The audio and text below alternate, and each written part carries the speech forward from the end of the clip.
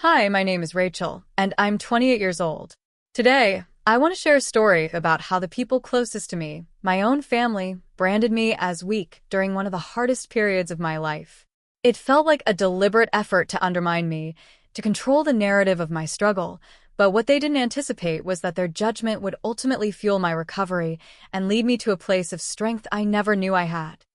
If you're watching this, perhaps you've felt misunderstood by your family, or had your struggles minimized by the very people who were supposed to support you. Maybe you've been labeled something you're not because it suited someone else's agenda. If any of that resonates with you, please hit that like button and let me know in the comments where you're watching from. And if you want to hear more stories like mine, stories about finding your voice and reclaiming your power, please subscribe to the channel. What happened next was even worse than the initial judgment, but let me take you back to where it all began. Growing up, my family wasn't outwardly malicious, but there was a constant undercurrent of conditional approval. My mother, Eleanor, was a woman who valued appearance above all else, how things looked to the outside world, how we looked to the outside world. My father, Thomas, was quieter, often deferring to my mother, but his silence felt like tacit agreement with her views. I also had an older sister, Sarah. Sarah was the golden child, effortlessly successful, seemingly immune to the messiness of life that I often found myself navigating. From a young age, I felt like I was constantly being measured against Sarah and consistently coming up short in my mother's eyes. I was more sensitive, more prone to worrying, and my emotions felt bigger, messier, and less controllable than Sarah's calm demeanor. My mother interpreted this sensitivity as a lack of resilience, an early sign of weakness that needed to be managed, if not entirely eradicated. This dynamic wasn't established overnight. It was a slow seep into the foundation of my self-worth. Little comments here and there. If I cried easily, I was told to toughen up or stop being so dramatic. If I expressed anxiety about school or social situations, it was dismissed as making a mountain out of a molehill or just wanting attention. Sarah, meanwhile, glided through life, and her quiet confidence was praised endlessly. I internalized all of this. I learned that my genuine feelings were inconvenient, perhaps even fundamentally flawed. I started to believe that being myself, my naturally more emotionally expressive self, was a sign of deficiency. The real turning point, the period when their judgment escalated from passive dismissal to active branding, came in my early 20s. I was about 2 years out of college trying to figure out my path. I had landed a job that sounded good on paper, something in marketing, but the reality was soul-crushing. Long hours, a toxic environment, and work that felt utterly meaningless chipped away at me day by day. Simultaneously, a long-term relationship I was in ended abruptly and painfully. It wasn't just a breakup. It involved a significant betrayal that left me feeling deeply hurt and mistrustful. Alone in a city where I didn't have a strong support network outside of this failed relationship, navigating a job that was draining me and reeling from emotional trauma, I started to struggle significantly with my mental health. Anxiety became a constant companion, a knot in my stomach from the moment I woke up until I finally, fitfully, fell asleep. Depression followed, a heavy blanket that smothered my motivation and made even simple tasks feel insurmountable. Getting out of bed felt like climbing a mountain. Showering felt like running a marathon. The world outside my small apartment felt overwhelming and terrifying. I lost weight because I had no appetite. I stopped seeing friends because I couldn't muster the energy or the words to explain how bad things were. I was in a very dark place, grappling with genuine emotional pain and the physical toll it was taking. Naturally, I eventually had to talk to my family about what was happening. I called my mother, trying to articulate the depth of my despair.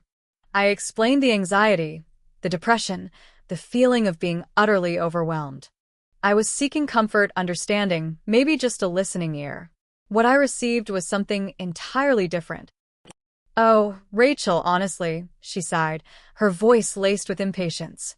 "You're just being dramatic. Everyone has tough jobs. Everyone goes through breakups. You need to just pull yourself together." Just pull myself together? It felt like she was asking me to sprout wings and fly when I could barely stand. I tried to explain that it felt different, that this wasn't just sadness, that it was a crushing weight I couldn't lift. I mentioned I was thinking about seeing a therapist. A therapist? She scoffed. Don't be ridiculous. Therapists are for people with real problems. You just need to get out more. Stop moping around. Find a new boyfriend. Go shopping. You're just dwelling on things too much. This was the beginning of the branding. In her eyes, my struggle wasn't a legitimate illness or a severe reaction to difficult circumstances. It was a choice, a character flaw, a manifestation of inherent weakness. It wasn't something to be treated or understood. It was something to be dismissed and criticized. My father, when I spoke to him separately, just awkwardly mumbled things about needing to be strong and how these things pass. He didn't contradict my mother. He just offered platitudes that felt hollow and unhelpful. My sister Sarah's reaction was perhaps the most subtle, but equally damaging. She didn't say outright critical things like my mother, but her emails and calls were filled with cheerful accounts of her own successes, promotions, exotic vacations, perfect dates. It wasn't just sharing her life. It felt like a constant, unspoken comparison, highlighting my own perceived failures and struggles against her backdrop of effortless perfection. When I did try to open up to her, she'd offer superficial advice like, just try to be positive, or focus on the good things. It was clear she either couldn't or wouldn't truly empathize with the depth of my pain. She too seemed to view my situation as a temporary funk brought on by my own inability to cope, rather than a serious health issue requiring support and intervention. The more I struggled, the more their narrative solidified. My mother would call and ask how I was, but her tone was always tinged with skepticism. If I said I was having a bad day, she'd launch into a lecture about resilience and positive thinking, often bringing up other people she knew who had supposedly faced real challenges without collapsing. Look at so-and-so, she'd say. They lost their job and their house, and they never complained like this. You have so much to be grateful for. You're just focusing on the negative. It wasn't just the direct conversations. I started to hear things through the family grapevine. Cousins would make awkward comments, aunts would give me sympathetic but pitying looks at family gatherings, usually followed by unsolicited advice that mirrored my mother's words. It became clear that my mother was talking about my situation, but not in a way that sought support for me. She was framing it in a way that seemed to garner sympathy for her. Poor Eleanor, dealing with her sensitive, overly dramatic daughter who couldn't handle life. I was becoming a cautionary tale, an example of what happens when you're not strong enough. The misrepresentation was insidious. It wasn't a single, grand lie, but a constant chipping away at the truth. They didn't tell people I was fighting severe anxiety and depression. They said I was going through a phase, a bit lost, or just needs to get out of her own head. They minimized the external stressors, the toxic job, the traumatic breakup, and magnified my internal struggle as the cause of the problem, not a response to difficult circumstances coupled with a predisposition towards anxiety. The narrative they presented was that I was simply incapable of coping, fundamentally weak, and perhaps even attention-seeking. This public, within the family and close friends, framing of my situation felt like a profound betrayal. They were taking my private pain and twisting it into a public judgment against my character. This period was incredibly isolating. Not only was I battling my own mind and external challenges, but the people I expected to be my refuge were actively making it worse. Their lack of belief in the legitimacy of my struggle made me doubt myself even more. Was I really just being dramatic? Was I making it all up? The gaslighting was effective. I felt guilty for feeling bad. I felt like a burden. Their constant judgment solidified the negative self-talk that was already consuming me. The label weak stuck to me like mud. Every panic attack, every day I couldn't get out of bed, felt like confirmation that they were right. I was weak, and there was something fundamentally wrong with me. Despite the immense weight of their disapproval and my own internal battles, a tiny spark of defiance began to flicker within me. It wasn't a sudden surge of strength, but a slow, dawning realization that their narrative didn't match my internal reality. I wasn't choosing to feel this way. I was suffering. and their refusal to acknowledge that suffering felt cruel and unjust. I started seeing a therapist anyway, despite my mother's disapproval. It was a small act of rebellion, a decision to prioritize my own well-being over their judgment. This therapist was a lifeline. She validated my feelings, explained what anxiety and depression truly were, and helped me understand that my reactions were not signs of weakness, but often the natural response to overwhelming situations, sometimes coupled with biological predispositions. She didn't tell me to pull myself together. She helped me find the tools to heal myself. As I slowly started to recover, the contrast between my internal progress and my family's stagnant view of me became starker. I was learning coping mechanisms, challenging negative thought patterns, and gradually regaining my energy and motivation. But to my family, I was still the weak one. The one who had fallen apart. My mother would still make pointed comments, disguised as concern, about whether I was handling things, or if I was sure I was up to it, when I took on new challenges. My sister would still subtly highlight her own stability, reinforcing the old dynamic. The betrayal wasn't just in their initial reaction, it was in their refusal to update their perception of me as I actively worked on myself. It was as if they were invested in keeping me in the weak box. Why? Perhaps it made them feel stronger by comparison. Perhaps it maintained the existing family hierarchy.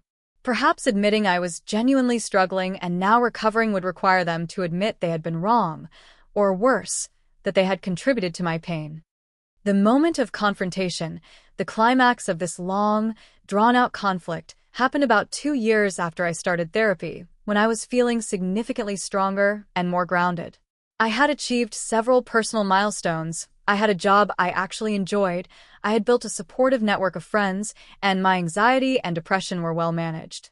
We were at a family dinner, supposedly a celebration for something unrelated, but the familiar passive-aggressive dynamic started to emerge. My mother was talking about a relative who was going through a difficult time, shaking her head and saying, "Some people just aren't built to handle things, are they? They crumble under pressure. You have to be strong in this world." She cast a subtle glance in my direction. It wasn't the first time she had done this, used a general comment to send a specific message to me. But this time, it landed differently. The old hurt was there, but it was overlaid with a new layer of confidence and indignation. I had worked too hard, come too far, to let that kind of comment pass anymore. I took a deep breath. Everyone was quiet, anticipating my mother's expected monologue. "You know," I said, my voice steady, cutting across her words. "It's interesting you say that, Mother. Because for a long time I believed that. I believed I wasn't built to handle things. I believed I was just weak, because that's what I was told." All eyes turned to me. My mother's face stiffened. My father looked down at his plate. Sarah shifted uncomfortably. I continued, addressing the table, but directing my words primarily at my mother. When I was going through the hardest period of my life, dealing with crippling anxiety and depression, what I needed was understanding and support. What I got instead were judgments. I was told I was dramatic, that I should just snap out of it, that my problems weren't real. I was compared to others who you deemed stronger, and hearing that from my own family, the people whose opinion mattered most to me, made the struggle so much harder. My mother interrupted, her voice sharp. "Rachel, we were just trying to help. We didn't want you wallowing." "Help?" I challenged, my voice rising slightly, but still controlled. "Calling my genuine pain dramatic isn't help, Mother. Telling me to just pull myself together when I could barely function isn't help. Dismissing my struggles because they didn't fit your idea of what real problems look like wasn't help. It was hurtful. It was invalidating. And it reinforced every negative thought I already had about myself." My father finally spoke, his voice low. "Now, Rachel, there's no need to stir up trouble. We just want everyone to be happy." "Happy?" I echoed, a touch of bitter irony in my tone. How could I be happy when the people who were supposed to love and support me were making me feel like a failure just for being human, just for struggling with my mental health? I looked at Sarah. Even the constant comparisons, the subtle suggestions that I wasn't living up to some standard, they all contributed. Sarah flushed. "I didn't mean it like that, Rachel. I was just sharing my life. Maybe not intentionally, I conceded. But when someone is drowning, listing all the ways you're effortlessly swimming isn't exactly encouraging. It just highlights how far they have to go and makes them feel even more inadequate, especially when you're also implying their struggle isn't valid. My mother cut back in, her voice tight with indignation. We never said you weren't valid. We just wanted you to be strong. What's wrong with wanting your daughter to be strong? There's nothing wrong with wanting someone to be strong, I agreed. But there's a huge difference between encouraging strength and dismissing someone's pain by labeling them weak. You didn't offer support to help me become stronger. You just pointed out what you saw as weakness and judged me for it. You didn't believe I could be strong. You presented my struggle to others in a way that made it sound like I was intentionally choosing to be difficult, or that I was fundamentally incapable. That wasn't encouragement. That was betrayal.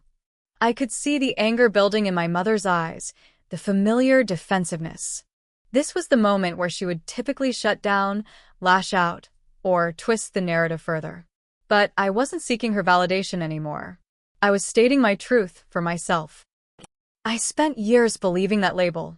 I continued, my voice softening slightly, no longer fueled just by indignation, but by the quiet confidence of someone who had walked through fire and come out the other side. I genuinely thought there was something wrong with me, something inherently flawed that made me incapable of handling life like everyone else. But I wasn't weak. I was hurting. I was sick. And I was dealing with circumstances that were genuinely difficult.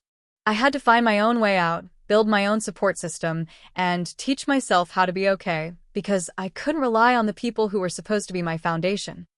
I paused, letting the weight of the words hang in the air. I am strong now, Mother. But I became strong not because you told me to, or because you pointed out my perceived weakness. I became strong by facing my pain, by seeking help despite your disapproval, by setting boundaries, and by refusing to let your judgment define me. The recovery I've made, the person I am today, was built in spite of the narrative you created about me, not because of it. The silence that followed was deafening. My mother looked furious, but also, for a fleeting second, perhaps a tiny bit stunned. My father was still staring at his plate. Sarah looked caught between her loyalty to our mother and an uncomfortable recognition of some truth in my words. I knew I had said what I needed to say. There was no expectation of a heartfelt apology, no sudden epiphany where they would all see the light and admit their wrongdoing. That wasn't the point. The point was that I had finally given voice to my experience, refuted their narrative directly, and claimed my own version of events. I had set a boundary, not just around their behavior, but around the definition of my own worth. The rest of the dinner was awkward and tense. The immediate aftermath of the confrontation wasn't a sudden embrace or tearful apologies. It was withdrawal and thinly veiled resentment. My mother barely spoke to me for the rest of the evening, and in the following days, she acted as if nothing significant had happened, or worse, as if I had unfairly attacked her. She called Sarah, I later learned, and recounted the evening from her perspective, portraying me as ungrateful and unnecessarily cruel. The misrepresentation continued, just repackaged. But something had shifted for me. Speaking my truth, even though it wasn't received with understanding or acceptance by my primary antagonists, was incredibly liberating. It solidified my internal validation. Their reaction, or lack thereof, confirmed that their inability to support me wasn't about me being fundamentally flawed, but about them and their own limitations, their own need to control the narrative and avoid uncomfortable truths. The falling action was about navigating the new, awkward dynamic this confrontation created. I consciously chose to reduce contact with my mother, limiting phone calls, and making excuses to miss some family gatherings. When we did interact, I kept the conversations light and superficial, steering clear of discussing my personal life in any depth. I had learned that sharing vulnerability with them was not safe. It was like giving them ammunition. Setting these boundaries was incredibly difficult. There was guilt. There was sadness for the relationship I wished I had with my family, but there was also a growing sense of peace and self-preservation. My relationship with my father remained distant but cordial. He never directly addressed the confrontation or my struggles, but he also stopped making awkward, placating comments. He seemed to accept the new reality, even if he didn't understand or approve of the path that led us there. Sarah and I had a few hesitant conversations after the dinner. She admitted that maybe she hadn't fully understood how bad things were for me, and that her attempts at encouragement might have landed poorly. It wasn't a full reconciliation, but it was a step towards a more honest dynamic between us.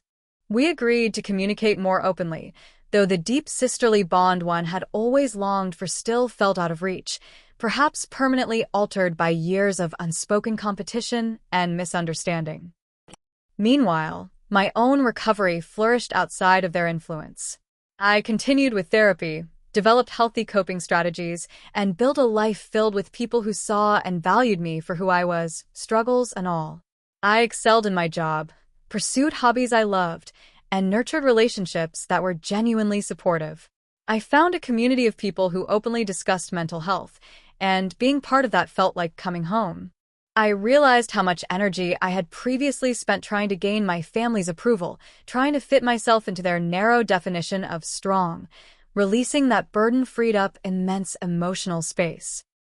The irony wasn't lost on me. The label they had intended to shame me with, weak, became the unexpected catalyst for my true strength. Their disbelief in my ability to recover forced me to find that strength within myself.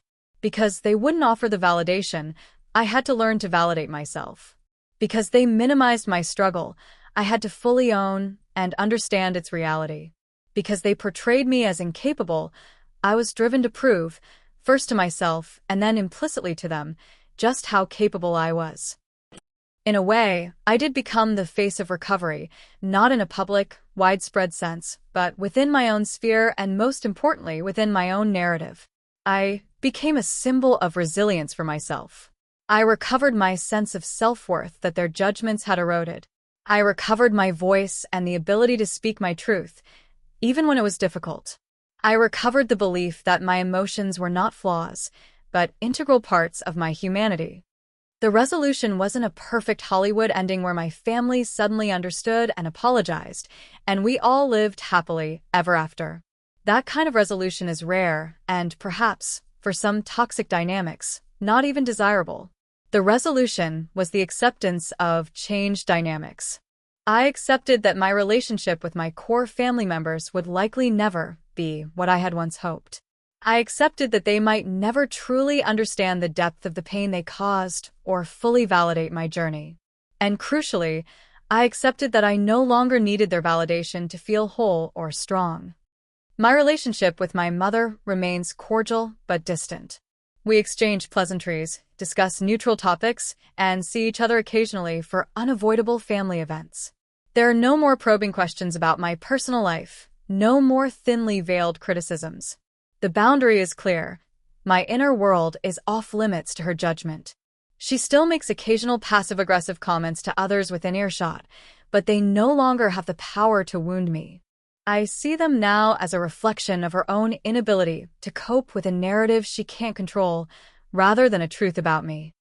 My father seems relieved by the reduced tension, and our brief interactions are mostly comfortable, though lacking in true emotional connection. Sarah and I have a fragile peace.